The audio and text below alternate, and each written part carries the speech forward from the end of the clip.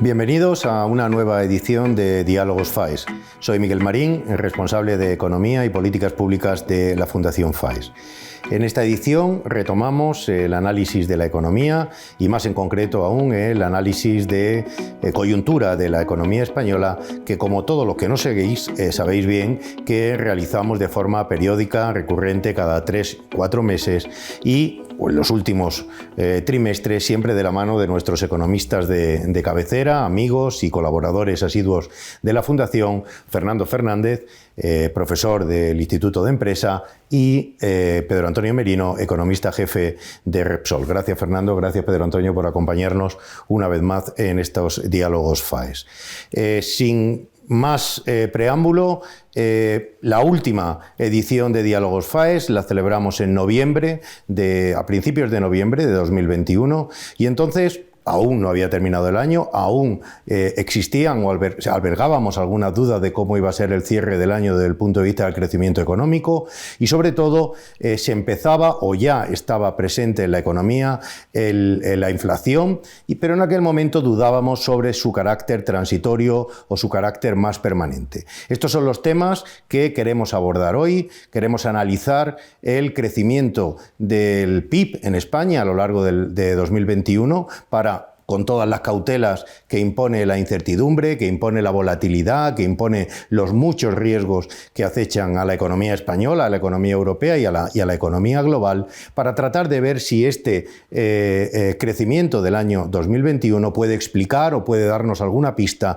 sobre el crecimiento que vamos a tener en el año 2022. Dedicaremos también un apartado de este coloquio a hablar en exclusiva de la inflación y finalmente hablaremos de aquellas reformas que o bien en marcha o bien pendientes de la economía española que pudieran o que puedan mejorar la situación en el futuro. Así que sin más, pasamos a hablar de coyuntura y Pedro Antonio, te pediría un análisis del cierre del año 2021, cómo ha sido ese cierre, ya no solo en tanto a su dimensión, me refiero al crecimiento del PIB, sino también en cuanto a su estructura, su composición, para ver, como digo, en qué medida esto puede explicar el crecimiento del año que viene. Bien, muchísimas gracias por darme la palabra el primero, teniendo un veterano y brillante. Para veteranos vamos siendo los dos, ya me temo. El tema del cierre del 2021, primero hay que decir que el cierre se da provisionalmente con el dato del INE del 28 de enero y se cierra con un crecimiento del 2% intertrimestral, que por simplificar significa que si creciésemos a esa tasa estaríamos creciendo al 8,22 durante un año. ¿Qué estamos diciendo? Que es un crecimiento muy alto, inferior al trimestre anterior, que fue del 2,6. Pero en realidad el cierre lo que dice es, desde el último trimestre de 2019 desde el último trimestre del 20 al último del 21 hemos crecido el 5,2, en media el 5%. ¿Qué nos dice esto hacia adelante? Pues primero tenemos que ver la composición. Y segundo, si creemos que esa composición y ese nivel va a ser el dato definitivo. ¿Por qué digo esto? Digo esto porque el INE en su nota dice que este dato está sujeto a potenciales grandes revisiones. Pensemos que en el segundo trimestre el dato inicial fue 2,8, un crecimiento brutal tras la recuperación del crecimiento negativo del primer trimestre, y el dato final fue 1,2. En el tercero, el dato inicial, si mal no recuerdo, fue un 2 y acabó en el 2,6. Si ahora lo miramos en su conjunto, vemos que en el cuarto trimestre se ha producido una novedad, que es que el consumo, tanto privado como público, ha sido negativo. ¿Eso qué significa? Bueno, pues es una mala noticia, si es verdad que está completamente ligada al mes de diciembre y está ligada a Omicron. Por lo tanto, digamos que el efecto tanto de las posiciones de los ciudadanos como del confinamiento o las medidas de confinamiento fue una reducción sobre todo del consumo de servicios. Es cierto que da negativo el INE, pero no es menos cierto que las ventas minoristas de Flactaba y otros indicadores dicen que podía haber sido positivo, pero poco. ¿Qué ocurre? Bueno, pues que ha habido una inflación muy grande, luego por lo visto hablaremos de inflación, tanto en el tema de electricidad y energía en general, como en otros costes por los problemas de cadena de producción. Pero lo que es muy relevante en este crecimiento es que la inversión ha crecido muchísimo y aporta, si son 2 puntos, como he señalado, un 1. Ese punto, que es la mitad de ese crecimiento, es no solo en equipos, sino también en un concepto que es la inversión en derechos de propiedad. Por ejemplo, si compramos un software para hacer videoconferencias, pues el pago de ese software. Hasta el punto que por primera vez en la historia la variación de existencias, es decir, la inflación, la inversión, hasta el punto de que eso explica 0,4 puntos del PIB. Entonces dice, oiga, si crezco el 2, si tengo por un lado crecimiento del consumo negativo, 2, una inversión que puede estar sobreestimada, de la cual casi la mitad es inversión en software, eso no había pasado nunca. Y ahora viene lo bueno, tengo un punto entero de ese crecimiento que responde a acumulación de inventarios, es decir, o bien hemos estado acumulando inventarios como sociedad, como sistema de empresas, o bien sencillamente nos hemos encontrado con el Omicron, ha caído las ventas y las empresas se han encontrado con ropa sin vender, con electrodomésticos sin vender, etcétera, etcétera. ¿Qué nos dice esto hacia adelante? Yo, dos ideas siempre con precaución. Una, creo que si el consumo se recupera en el mes de febrero y marzo, porque si esto ha pasado en diciembre, el consumo en enero, yo creo que tuvimos las mismas medidas de Omicron, no va a ser tan fuerte como pudiera ser porque va a tirar de los inventarios acumulados. Y dos, si realmente de la inversión hay un factor que explica el 50%, que es los derechos de propiedad, yo creo que gran parte de esos derechos de propiedad van a ser pagos a empresas extranjeras de software que debería de traer crecimiento. ¿Qué significa esto? Pues que una parte de lo que son los fondos comunitarios es posible que tengan una aportación al PIB positivo en el sentido que es gasto, pero no es como una obra pública o como una construcción. Una parte de ese gasto se va a ir a pagos al exterior. Y por último, y no menos importante, que el INE diga que el turismo ha caído solo un 2%, cuando sabemos que las pernoctaciones hoteleras han caído el 30%, o que el dato de turismo de entrada de turismo no residentes ha caído un 30% en diciembre, me lleva a pensar que España está entrando por debajo de ese 5%, que es el PIB de 2021, y por debajo del 5,2%, que es el PIB del último trimestre anualizado en el 2022, y que tiene dos caveats. Uno es Omicron y otro, la velocidad a la que se desembolsen los fondos europeos. Muy bien. Fernando. Sí, bueno, por añadir alguna cosa de la excelente explicación que ha hecho Pedro Antonio de la evolución del PIB en el 2021, yo me quedaría con dos o tres ideas muy sencillas. La primera, efectivamente, el crecimiento en el último trimestre del año, en concreto en diciembre, ha sorprendido negativamente. Es fundamentalmente el consumo privado y público. Personalmente el consumo privado. Gran parte de ese crecimiento está sujeto a una potencial revisión alta por parte del INE y en cualquier caso, si no, va a afectar negativamente al crecimiento futuro en la medida en que gran parte de esa acumulación de inventarios responde a ventas no previstas que no es fácil que se realicen en los próximos años. Estoy pensando en el consumo que no se hizo en diciembre, en Navidades, pues gran parte de ese consumo es difícil pensar que se va a hacer en marzo o abril, ¿no? Hay compras, es evidente que las compras en Navidades se disparan. Y en febrero también en rebajas va a ser difícil que se cambie, ¿no? Y también el tema del textil que has tocado, el buen clima también afecta negativamente al textil, porque de alguna manera uno no repone en la temporada de invierno porque no ha habido invierno, ¿no? Entonces eso parece una tontería, pero estos datos influyen, ¿no? Bueno, por no entrar en el micro detalle, ¿no? Creo que hay una revisión a la baja posible del crecimiento, que, insisto, creo primero que el crecimiento ha sido menor del que esperábamos en noviembre, en el último trimestre, porque Omicron sin duda nos ha golpeado más. Dos, el dato aventura a pensar que es muy posible que se revise a la baja.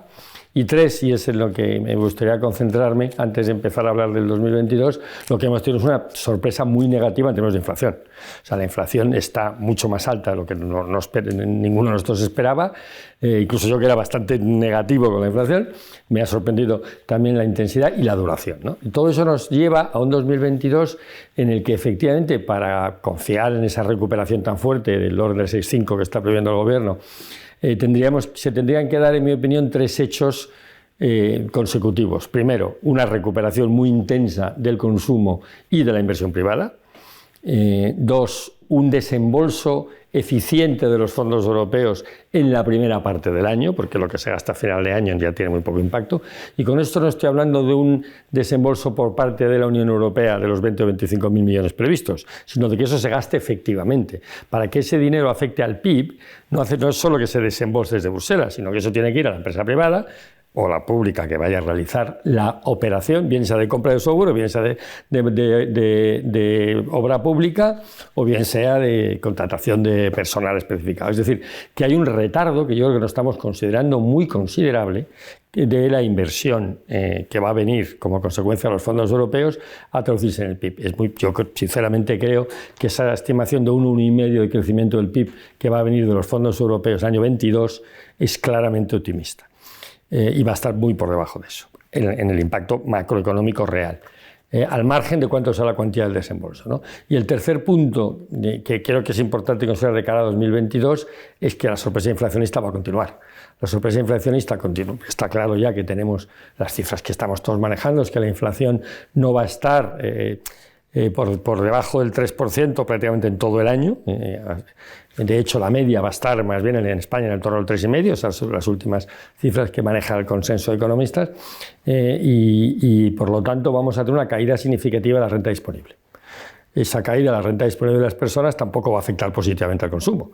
Obviamente, en la medida en que la gente tiene menos dinero en términos de capacidad adquisitiva, pues lógicamente habrá menos compras. Pero también afecta negativamente a las empresas en cuanto a sus beneficios esperados, porque os repercuten precios de manera importante, pues repercuten costes en precios, y por lo tanto es posible que lesionen la demanda esperada, la demanda potencial, o reducen su margen de beneficios, y eso obviamente tiene que afectar a la inversión, ¿no?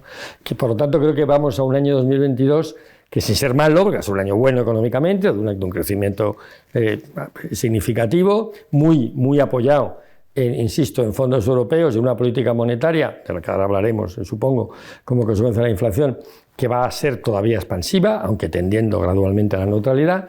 Va a ser un año mucho menos optimista, mucho menos alegre de lo que estamos considerando, y en el que se van a poner de manifiesto las debilidades estructurales de la economía española.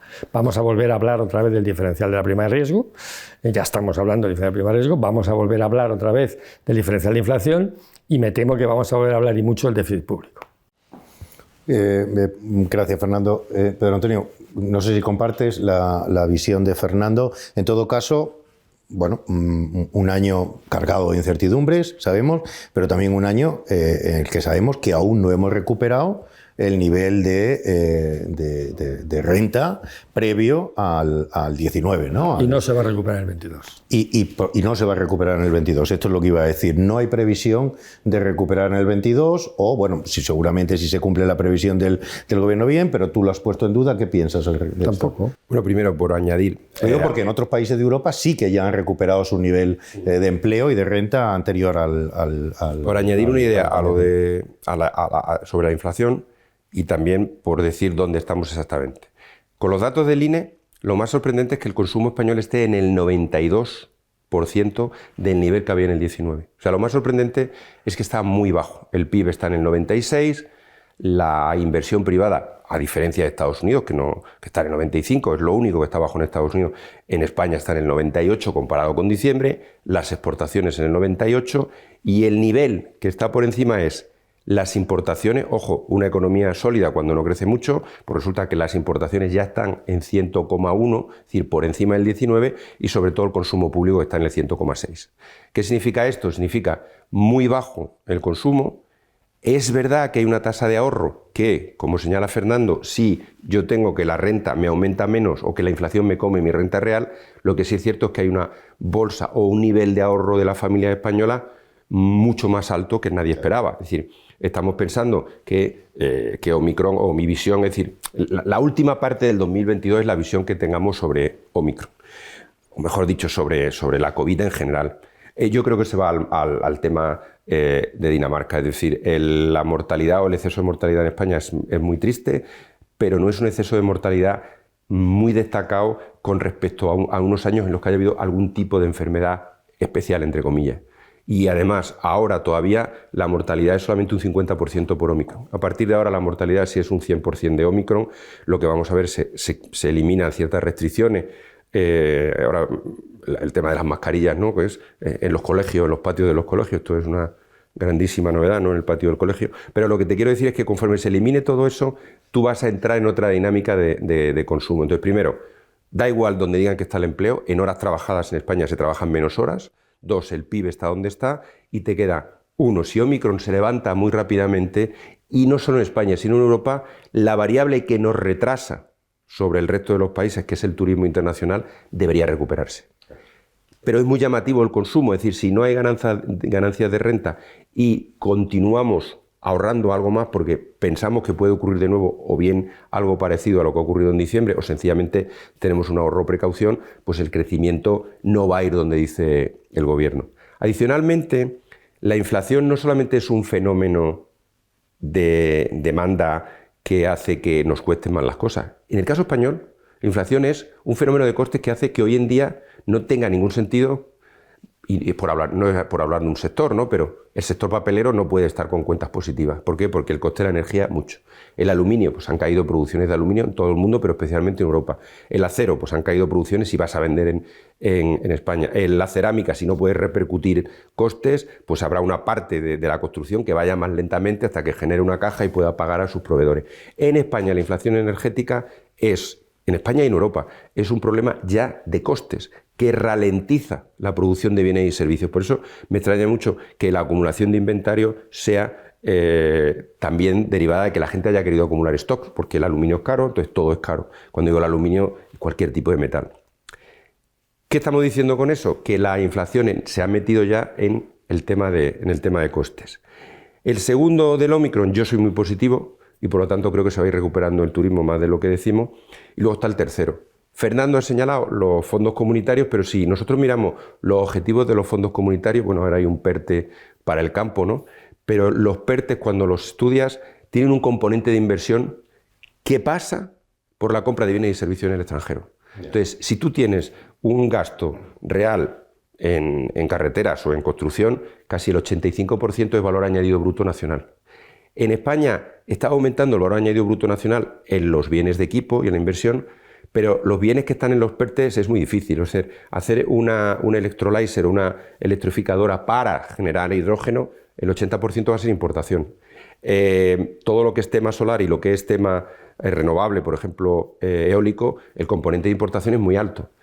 Pero vayamos a las reparaciones de casas y viviendas en España. Si tú tienes que el aluminio ha subido de precio porque tiene un coste energético enorme y además lo vas a importar, se va a filtrar una parte de esos fondos. ¿Qué quiero decir con esto? Que no sé exactamente cuál es la contribución, pero aparte de lo que ha dicho Fernando de gasto efectivo, hay más filtración en estos componentes de gasto efectivo de lo que ha habido en otras veces en lo que aparecía como inversión pública o como inversión privada o la tendencia histórica de la inversión privada. Y ahí lo dejo porque la inflación supongo que... Sí, yo creo que podemos yo empezar. Quería hablar de inflación, pero quería quedar con dos o tres ideas de lo que dice Pedro, ¿no? Digamos, de cara a 2022, que supongo lo que nos preocupa, que podemos esperar el crecimiento. Hay dos factores claramente positivos y Pedro los ha dicho muy bien. Uno, a todos los efectos económicos y sociales, que es muy importante, efectos de actividad social y por lo tanto de consumo, es muy importante el Omicron. Y parece que, salvo que tengamos alguna nueva y desagradable noticia, entre la vacunación, que es un gran éxito que hay que subrayar, ¿no? El éxito científico y de investigación y de capacidad de vacunación y de voluntad del pueblo español, hay que juntarlo todo, ¿no? Pero yo creo que Omicron ya hemos pasado página, claramente hemos pasado página en el COVID y en términos económicos ya va a ser un shock positivo, sin ninguna duda, el acabar este ciclo. El segundo shock positivo es el turismo, que evidentemente va a estar relacionado. Es muy difícil prever un año tan malo como el que hemos tenido hasta ahora. No creo que tengamos una salida, que ese es otro tema, una salida tan brutalmente positiva como se está estimando, porque todavía hay reticencias humanas, digamos, y casi culturales a volver a coger un avión, a viajar con la intensidad que se viajaba antes. Yo creo que eso va a tardar, ¿no? La gente a recuperar la comodidad y la tranquilidad del desplazamiento, pero siendo alguna es una noticia positiva. Entonces tenemos dos noticias positivas, Omicron y turismo, pero tenemos tres noticias negativas.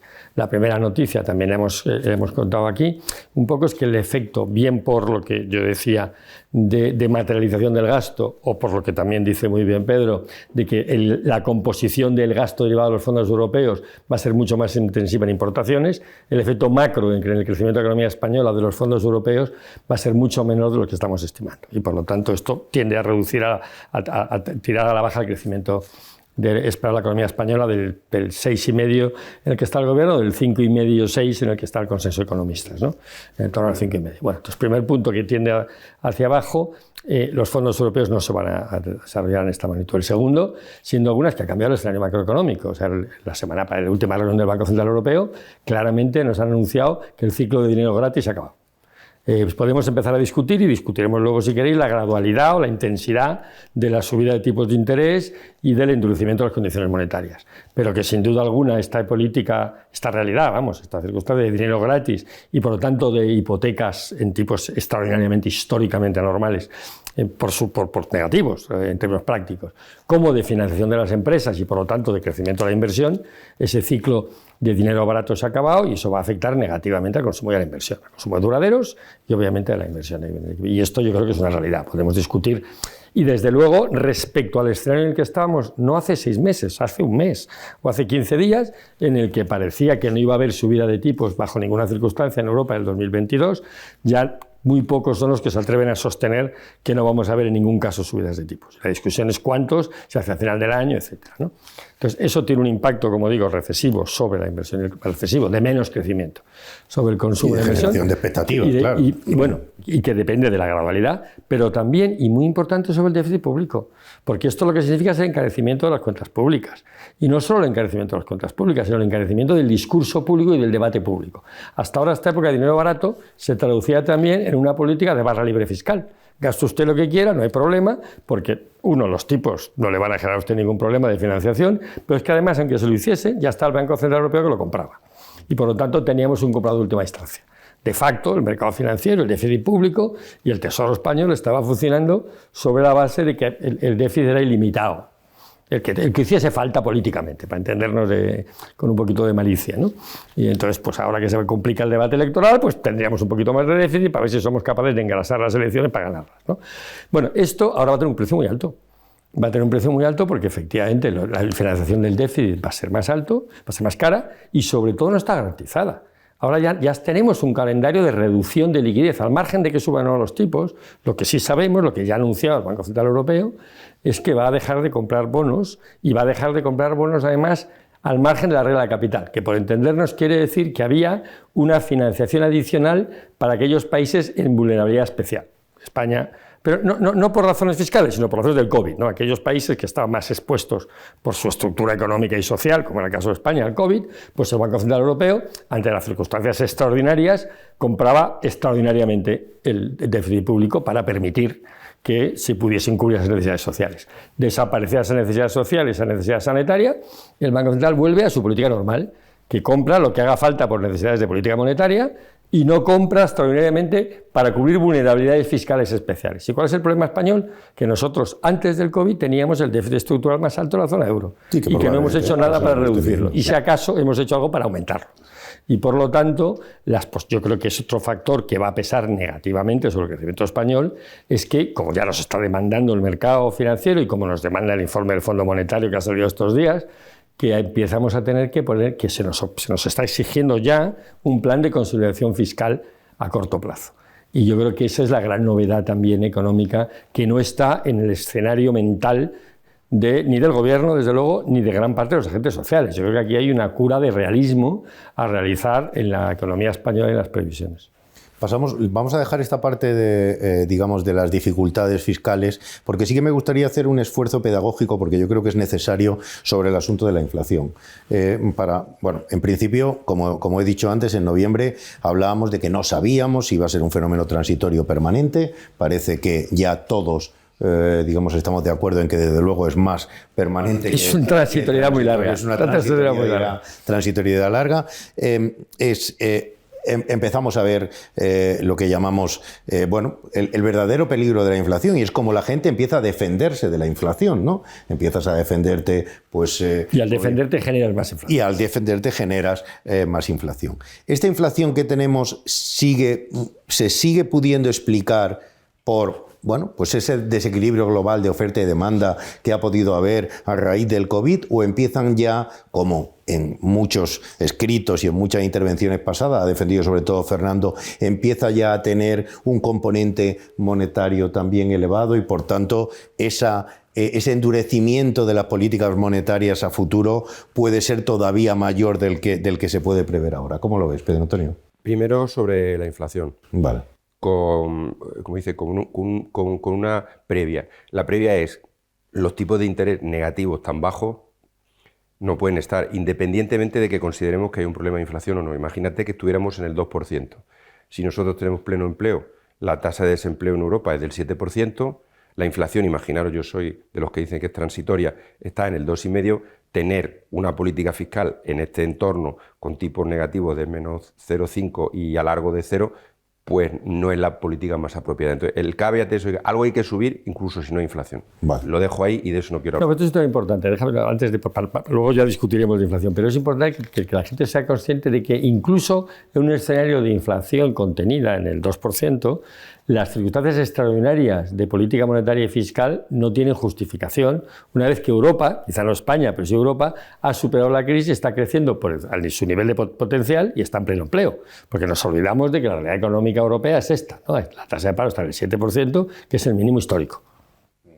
Entonces, si vamos a la inflación, primero, el término transitorio o permanente depende de cómo lo midas. Si tú mides lo que te dan las expectativas de inflación a 5 años para dentro de 5 años, que fue lo que empezó a utilizar o se atribuyó que empezó a utilizar el BCE en tiempos de Mario Draghi para no subir los tipos de interés, diciendo que las expectativas están ancladas, yo creo que en Europa las expectativas están ancladas. Pueden estar ancladas en el 2,5 y que lleguemos al 2,5 o que se queden en el 2. Yo no creo que las expectativas estén desancladas. En Estados Unidos sí pueden tener un problema de inflación porque no solamente están creciendo mucho más que nosotros, sino que, digamos, el paro es inferior y hay una clara demanda de trabajadores que no se cubre y, por lo tanto, podría haber una inflación salarial. En España, en Europa en general, pero en España en particular, aunque hay esas demandas salariales, no se están produciendo porque el sistema entiende que hay cosas que no se pueden dar porque las empresas no dan. Que eso se agudice y esas demandas, digamos, salariales se produzcan con la nueva reforma a fin de año, no lo sé, pero ahora yo creo que esas demandas salariales no van a filtrarse a la economía. Y luego hay que estudiar la inflación en España y qué es transitorio, porque claro, nosotros no podemos olvidarnos que venimos de una pandemia y dos, que tenemos un tema que no somos conscientes de lo intensivo que es en commodities, que es la transición energética tal como la tenemos definida. Si la transición energética se define como renovable, que la gente sepa que la demanda no europea, sino mundial, de energías renovables basadas en solar y en eólica, supone triplicar, cuadruplicar la demanda de bienes de commodities, y entonces automáticamente sales de una pandemia, hay que reponer inventarios para llevarlos a sus niveles normales, y además te dicen, reponga usted más porque va a haber mucha demanda, pues los precios tienen que subir. Entonces, esos precios suben y tienen, digamos, su ciclo. Ese ciclo es el que va a depender de cómo apliquemos las medidas. Primera medida que ha hecho la Unión Europea, el gas y la nuclear ya son energías que podemos considerar necesarias para la transición y por lo tanto que no deberían ser castigadas como están siendo castigadas por el sector privado en términos de sostenibilidad y gobernanza, es decir, que yo no financio nada que lleve detrás un combustible fósil. Entonces, teniendo en cuenta eso, teniendo en cuenta que parece que el ejercicio en China lleva unas implicaciones brutales, pues a lo mejor eso se suaviza. Pero ahora, ¿qué es la inflación en España? Acabamos en el 6,7. Ese 6,7, 4,1 es energía. Es decir, si yo digo, la inflación es 6,7 y 4,1 es la contribución de energía. De ese 4,1, 3 es solo la electricidad. La electricidad es posible que no todos los ciudadanos paguemos el precio de venta del pequeño consumidor, pero no es menos cierto que el INE, lo mismo que metodológicamente hace la contabilidad nacional como la tiene que hacer, necesitaría tener los inputs de precios. No los tiene, pero no pasa nada, porque si ha medido al alza en 2021, ¿qué va a pasar en 2022? Que la va a medir a la baja. Es decir, ha subido tanto la inflación que la contribución de la electricidad este año en España, iba a decir incluso si tuviéramos alguna sorpresa negativa en las relaciones ruso-ucranianas o en algún otro tipo de complicación geopolítica, la electricidad no se puede ir más arriba, salvo que la Unión Europea decida que se vaya más arriba. No comparto la idea del 99,% de los que hablan sobre el tema, economistas españoles, de que el mecanismo del CO2 y la marginalidad del CO2 sea lo mejor para la transición energética. Eso sería si todo el mundo tuviera el mismo precio para el CO2. Porque no se da que la relación marginal de sustitución igual a la relación marginal de transformación en todos los países. Imposible. Si nosotros estamos pagando hoy a 100 euros el CO2, ¿eso qué hace? Que te sube el precio de la energía eléctrica generada con carbón y antes de empezar el partido, si generas con carbón, estás pagando 100 euros el megavatio. La media desde el año 2014 no llega a 60 euros megavatio. Entonces, si uno tiene una central de carbón, pues ya está pagando 100 para empezar a hablar. Además, una vez que tú introduces el gas y además se comprueba que aunque tengas solar y eólica como España en grandes cantidades o Alemania, no puedes dejar de depender de los combustibles fósiles, la utilización de los combustibles fósiles cuando aumenta la demanda exige que compremos más CO2 y el mercado financiero lo ve y dice, voy a comprar CO2 porque estos duran hasta 2030 y esto se va a poner carísimo. Ya está caro. Entonces, la energía, incluso en el escenario actual, que ha subido mucho el CO2, pero ya había subido en diciembre, me va a dar un vector de reducción de precio. Estamos hablando de 3 puntos. Luego, interanual, ya quítale 3 puntos para empezar a hablar. Tienes 2 elementos. Uno, el petróleo. Yo creo que el petróleo puede estar más alto, pero no es el objeto del debate, aunque como sabe podemos debatir. El tema es que puede subir y bajar, pero está en unos niveles, en términos reales, parecidos a los del periodo en el que se necesitaba invertir porque había demanda. Lo que ocurre es que el petróleo se enfrenta al problema de decir, oiga, me han dicho que no va a haber demanda, los organismos internacionales me han dicho que no va a haber demanda, en España la demanda ya está por encima del año 2019, en la Unión Europea casi, y en el resto del mundo ya está por encima. ¿Eso qué significa? Bueno, pues que el petróleo va a estar relativamente caro, pero supongamos que lo dejo donde está. Bien. La inflación que sumó todos los productos petrolíferos subirán un poquito a lo mejor, pero fue aproximadamente gasóleo, gasolina, calefacción, fue 1,6. Luego, quítale 3, quítale 1,6 y dice, ¿de qué me estás hablando? Está en el 2,5. En el 2,5, ¿entendido? ¿Qué quiere decir esto? Que hay efectos de segunda ronda importantes, que son, 1, los alimentos. Cuando la gente sepa que el 50% del coste de los alimentos son los fertilizantes y se hacen con gas y la energía, pues va a ver que los alimentos iban a subir el 20%. Ya han subido un 10, alguno un poco más, pues ahí tendrás alimento. Y lo otro que va a depender de las tensiones en los servicios, tanto turísticos como financieros, como el resto de servicios. No creo, por lo tanto, que nosotros no veamos una reducción muy fuerte de la inflación española. Y ahora me dice, a 2 años, bueno, a 2 años veo que hay tensiones en los commodities y veo que hay tensiones de recuperación del tema de los alimentos, pero que se quedan ahí. No veo tensiones de medio plazo en la inflación. Y ya dije antes que hay un primer ceteris paribus. No es los tipos de interés que tenemos ahora los que corresponden con la situación del output potencial. Pero eso es otra cosa. Ahora, sí, eso ya queda claro, ¿no? Solo una cosa, Fernando, porque sé que luego te vas a derivar en política monetaria. Asumiendo la explicación de Pedro Antonio de la transitoriedad del actual nivel de inflación y de que en 2022 veremos una inflación más baja, aún así se empieza a descontar, bueno, Lagarde lo dijo el otro día, que ojo, que a final de año empieza a recibir presiones. Independientemente de que, bueno, las expectativas puedan estar ancladas y por tanto el BCE no tendría por qué actuar, por así decirlo, según su mandato fundacional, sí que es cierto que en Estados Unidos tenemos un problema de inflación, que ahí sí que va a tener que actuar la FED y puede aguantar mucho tiempo, puede aguantar mucho tiempo el BCE sin subir tipos cuando la FED los está subiendo, pregunto. Llevamos 6 meses discutiendo este tema llevamos 6 meses discutiendo esto, ¿no? Tú estás planteando un tema adicional que es el decoupling de la política monetaria europea y la americana, ¿no? Y la separación de tipos, que luego, si queréis, hablamos de eso. Pero yo antes quería centrarme un poco en la inflación estrictamente, ¿no? Llevamos 6 meses, un año hablando de que no hay inflación, de que la inflación es transitoria, que son cuellos de botella concretos. En el caso de Alemania todos esperaban una reducción muy significativa en enero de la tasa de inflación, porque es el efecto escala del IVA. Bueno, resulta que subió 7 décimas, ¿no? No te preocupes, es que... No, ahora será febrero, si ya sé que va a ser en febrero o marzo. La electricidad de otra manera. Los ingleses pero, en su factura no han tenido la electricidad. Estos europeos se tragan 2 puntos de electricidad que nosotros no hemos tragado. Nos tragaremos por otro sitio. O sea, al final la inflación es un fenómeno monetario. Llevamos una expansión monetaria espectacular espectacular que se está traduciendo en incrementos de precios de los activos. Estamos viendo burbujas financieras de libro de texto en muchos sectores de los que no quiero entrar. Sin duda, pero eso no es inflación. Es que por la es inflación de activos, perdona. Entonces, una vez que la gente empieza a asumir que el escenario de tipos cambia, esa liquidez se está viendo bienes de consumo. Pero además hay una...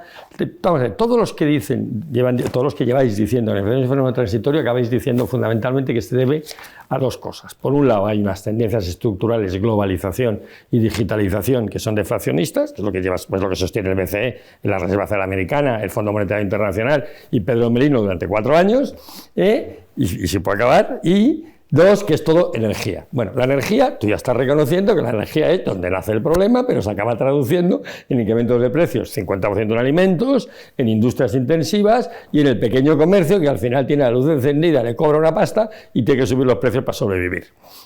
Y por lo tanto acaba generando eso que llamamos efectos de segundo orden.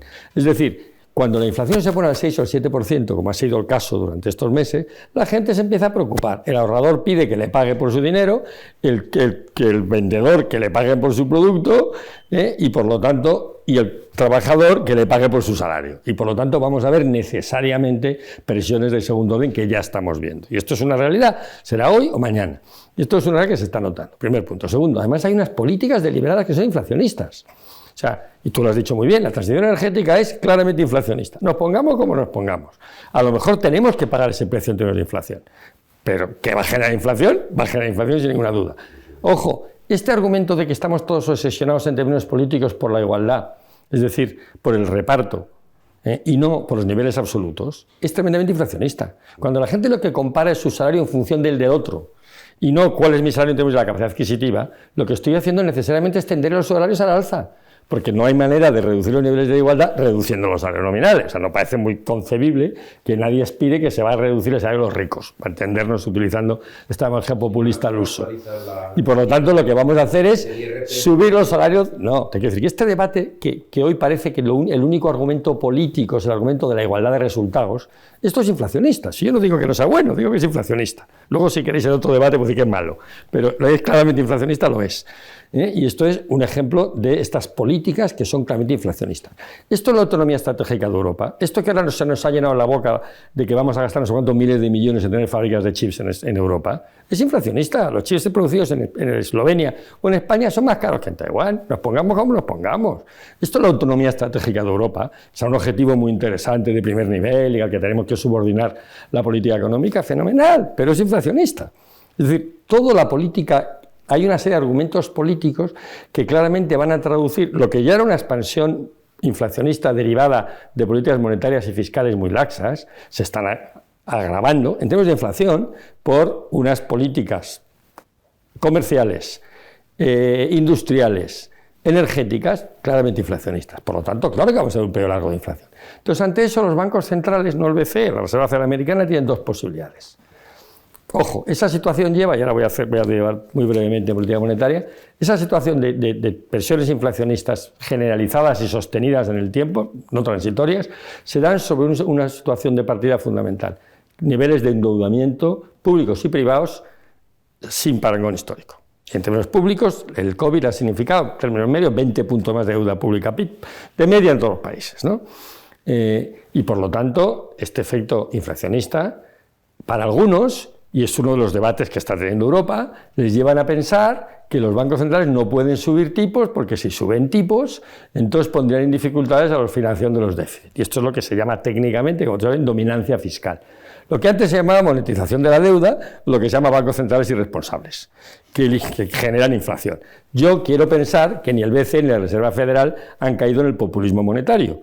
Y quiero pensar, y creo firmemente, además lo digo sinceramente, que vamos a ver una respuesta claramente de política que responda a que no van a caer en la dominancia fiscal. Y por lo tanto vamos a subir subidas de tipos más altas de lo que estamos esperando.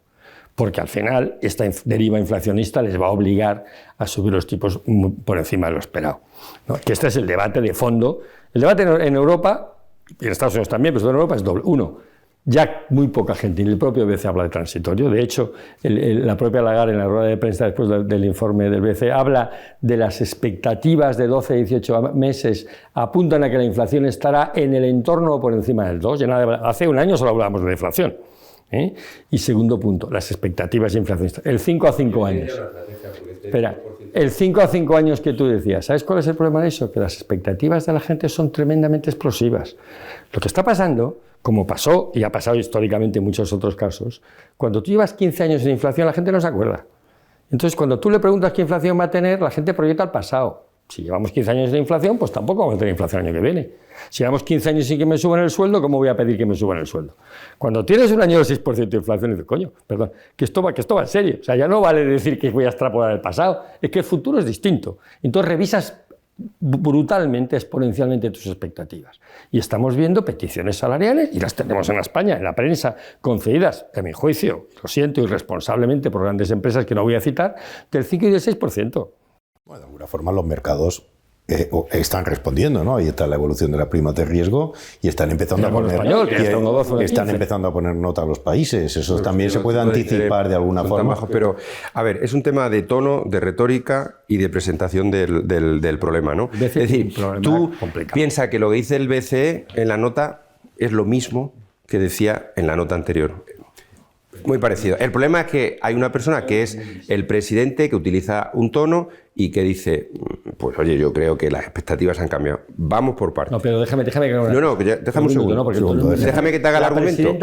La presidenta dijo, no, para aclarar los hechos, la presidenta dijo en la reunión de enero, es altamente improbable, highly unlikely, que haya subidas de tipos este año, 2022, y en la rueda de prensa después de la reunión de febrero, cuando le preguntaron varias veces no contesto. Claro. Es decir, ya no puedo decir la historia de los algoritmos que descifran lo que quieren decir las notas de prensa de los bancos centrales o las del Ecofin, y he visto la del Fondo Monetario muchos años, es muy difícil de descifrar. Y de hecho se equivocan. Por ejemplo, la Fed dijeron, oiga, es que ustedes están descontando 50 puntos básicos. Y ya han dicho dos de la Fed, no. Pero déjame que haga un argumento. Yo no sé lo que va a hacer. Europa, la inflación, tu posición y qué esperamos en el 2022. ¿Tú estás de acuerdo conmigo no que el BCE ha cambiado el discurso? Simplemente. Luego ya veremos lo que vaya a pasar, no sabemos, pero ha cambiado o no ha cambiado el discurso. Muy poco que en lo que se refiere al riesgo inflacionario que debía haber reconocido antes porque existe, pero fundamentalmente lo único que ha dicho, no puedo descartar. De hecho, estamos hablando que lo que se descuenta es una subida de 10 puntitos básicos. No. Dos subidas de 25 10 puntitos básicos en julio. O sea, 10 puntitos básicos. Pero no es tanto yo creo que la esto ya lo hemos visto antes. Esto ya lo hemos visto antes. Lo vimos antes del Omicron, también ya iban a subir y volvieron a bajar. ¿Por qué? Porque el banco se adapta a un tema. Y el tema es qué ocurre cuando hay un riesgo europeo muy fuerte. El riesgo europeo muy fuerte en su día fue la desaparición del euro y luego es pues, que países como España, Italia, Portugal o Grecia no aguanten fiscalmente. Pero el tema de matiz con la inflación y con todos los argumentos que ha dicho Fernando. Primero, para que haya un proceso inflacionario que no es descartable, tienes que tener que todo el mundo se vuelva loco, ¿vale? Y diga que va a poner toda la energía necesaria para que en el 2030 hayan estabilizado o disminuido, de acuerdo, por ejemplo, en Europa al 30%, las emisiones de CO2. ¿Cómo funciona el sistema? Cumplir los compromisos. ¿Cómo se funciona el tema? Loco significa que cumpla lo que han prometido. No. ¿Cómo significa esto? ¿Cómo se ve esto? Tú eres el 6% de las emisiones. Tú eres peanuts. Tú tienes el 73% descarbonizado. Entonces, lo que hemos visto este año, que es lo que ha producido que todas estas commodities estén tan altos, es que China, por primera vez, tiene un objetivo cuantitativo de reducción de emisiones. Y de reducción de emisiones, el único objetivo cuantitativo del plan quinquenal es reducción de emisiones, menos utilización de energía y aire limpio en el 85% de las ciudades. ¿Qué ha ocurrido? Tenemos los juegos de invierno, ¿no? En China.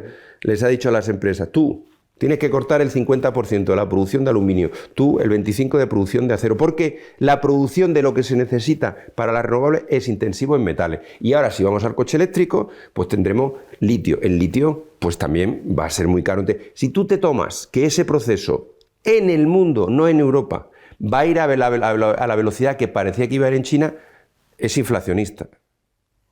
Ahora bien, si el proceso es más lento, con más gas y más cosas, la inflación será más moderada. ¿Dónde hay un problema? En que cuando tú eso lo ves en la bolsa del consumidor, tú puedes decir, oiga, antes todo lo exportábamos de China o lo importábamos y los bienes no eran inflacionistas, pero ¿qué es lo que consumimos nosotros? bienes o servicios. Cada vez consumimos más servicios y esos servicios puede ser que no sean muy inflacionistas, con lo cual no tendríamos por qué tener tanta inflación. Es un tema de matiz. Donde yo no veo ninguna explicación para los bancos centrales, por ejemplo, en el caso de Estados Unidos, es decir, oiga, es que en Estados Unidos hay unas subidas salariales del 5,7%. Pero lo cierto es que tenían tantas ayudas las familias en comparación con lo que es común en Estados Unidos, que hasta el último dato de enero la participación no dejaba de caer. Ahora la tasa de paro aumenta en Estados Unidos porque aumenta la participación. En el caso español, tenemos mucho empleo. Vale, de acuerdo. 200.000 es empleo público, de los cuales 100.000 ojalá se queden, pero es un tema sanitario que no lo podamos permitir. 150 siguen siendo ERTE, sucesión de actividad. Y luego, si vosotros veis la creación de empleo en el último trimestre, básicamente, según la EPA, son autónomos, es decir, son no asalariados. ¿Eso qué significa? Que hay gente que ha decidido que va a haber demanda y que está otra vez en el gente que no le ha quedado más remedio que buscarse la vida. No está indexado, por así decirlo. Muchos falsos autónomos, o sea, es un autónomo provocado por... Como te oiga la ministra Yolanda Díaz, te manda la con esta insistencia mía en el carácter pedagógico de la inflación, nos hemos pasado un poco de tiempo. Nos vamos a dejar el capítulo de las reformas para la siguiente edición de estos diálogos, donde además ya podremos conocer el informe de los expertos que está a punto de evacuar de la reforma fiscal. Podremos ver, porque yo creo que las valoraciones que se han hecho del impacto de la reforma laboral ya en el primer mes de enero creo que han sido ciertamente precipitadas, desde mi punto de vista. Podremos ver un poco... Déjame, porque esto yo tengo una opinión muy firme. Pero muy cortito, que nos tenemos que despedir. La reforma laboral solo va a crear más paro y más inflación. Punto. Y hay un maquillaje contable de libro. Hemos convertido los temporales en fijos discontinuos. Bueno, y eso le llamamos crear empleo. Lo dejamos como continuará. Perdón, y esto nos lo explicas dentro de 3 meses. Como dice en el deporte del tenis, cuando metes una buena bola, quédate con esa. Quédate con esa, pues exacto. ¿Algún ruego y pregunta? ¿Alguna última valoración? ¿Alguna conclusión? Yo solo querría decir una cosa, ¿verdad? Yo creo que lo que ha cambiado de noviembre aquí es un ciclo europeo, no solo español, y que el gobierno y la política económica española haría bien en internalizar que las circunstancias han cambiado y que la economía española sigue siendo muy vulnerable al ciclo europeo, al ciclo de tipos, y que hay que cambiar la política económica. ¿No te parece? No es poca cosa, pero me parece que es poca cosa. Porque es que no lo veo suficientemente instalado en el debate. Eso sí que todos estamos de acuerdo que España necesita un plan de consolidación fiscal, poner sobre la mesa un plan creíble. No hablamos de recortes, no hablamos... Pero hay que ponerlo ya sobre la mesa, que sea creíble y que por lo menos tengamos algo. Y a partir de ahí, pues bueno, también es verdad que mucha de nuestra política ya la tenemos cedida, ¿sabes? Ya sea por vía de la parte monetaria o por vía de lo que sean las nuevas reglas fiscales, no sabemos tampoco, también podremos hablar de esto en el futuro. Pero que bueno, con esto quiero decir que no nos faltarán temas para la próxima edición de Diálogo FAIS. Muchas gracias, Pedro Antonio, gracias, Fernando, como siempre, y gracias a todos los que nos seguís. Y bueno, os emplazo para la próxima cita, que como digo, será 3 meses o 4, estaremos de vuelta. Muchas gracias.